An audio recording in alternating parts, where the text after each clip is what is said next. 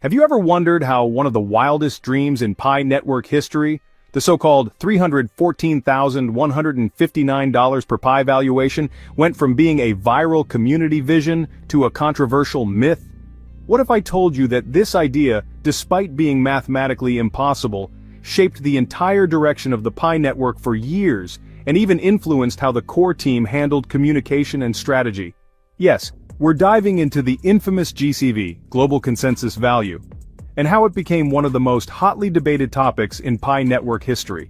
In today's video, we're pulling back the curtain on who really started it, why it spread like wildfire, and how the core team's silence may have quietly fueled the fire.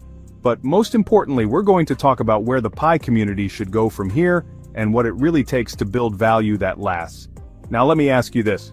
Do you think Pi could still reach a life-changing price point like $100, $300 or more in the future if we focus on real utility and transparency? Drop your answers in the comments.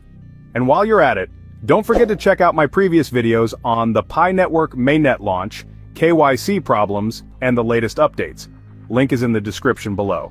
Also, I want every single one of you to go into the comments right now and type Pi Network to the moon, along with your country name, so we know where our amazing Pi family is watching from.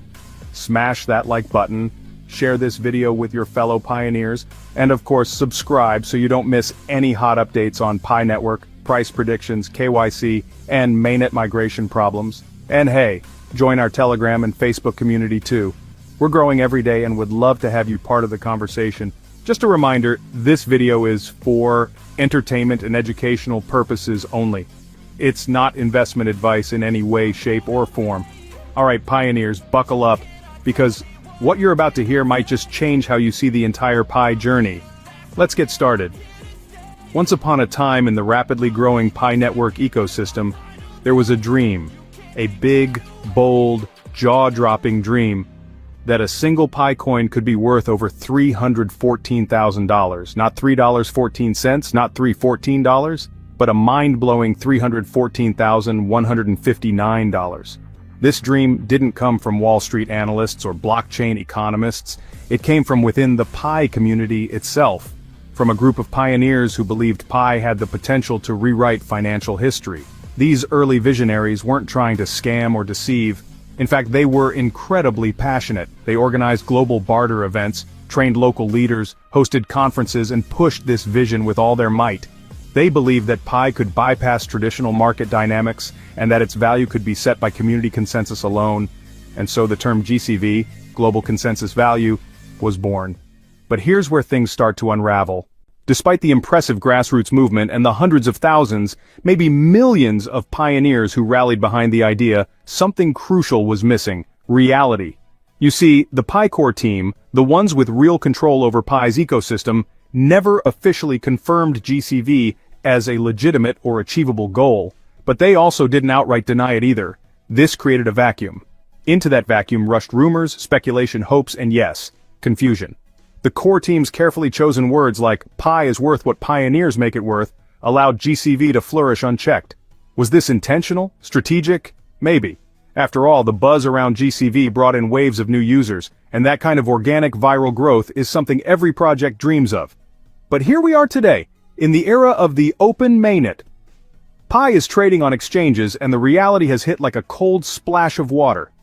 The current price? Around 65 cents. That's right. Not $314,159. Not even close. It's a hard pill to swallow for those who held on to the dream for years. But this is where the lesson begins, not ends. Markets don't care about dreams. They care about demand, utility, transparency, and liquidity.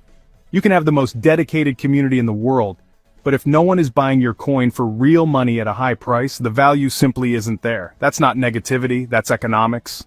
Some GCV believers point to GitHub code published by a user named Kosasi, claiming it proves GCV was part of the plan. But a closer look reveals this code was mostly copied and tweaked from other sources with no ties to the core team. It's wishful thinking dressed up as technical evidence. Now let's talk control.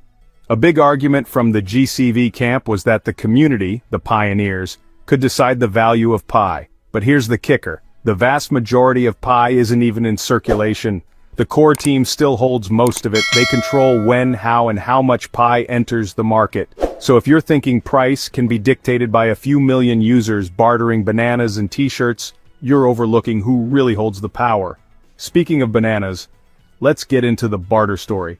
Many GCV believers point to the barter economy that popped up in 2021 and 2022 as proof that GCV was real. Yes, people exchanged Pi for goods and services. But let's look at the truth. Most of these trades were for small, symbolic items. A bag of rice, a pen, a pair of socks. Not cars, not land, not real estate. In fact, one comical example shows someone paying 0.0000135 Pi for an item, while the transaction fee was 0.01 Pi. If GCV were real, that means the fee cost more than $3,000 to buy something worth only $3. That's not a transaction, that's a financial joke. Let's do some math. If Pi were truly worth $314,159 and there were 230 million coins in circulation, that would make Pi's total market cap over $72 trillion.